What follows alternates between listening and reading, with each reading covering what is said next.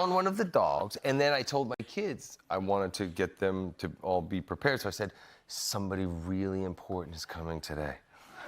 So immediately, they go to my wife and say, Kim Kardashian's coming over today.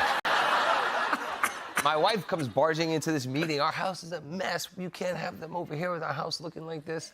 I'm like, who? What are you talking about? So the kids told me Kim's coming over to the house.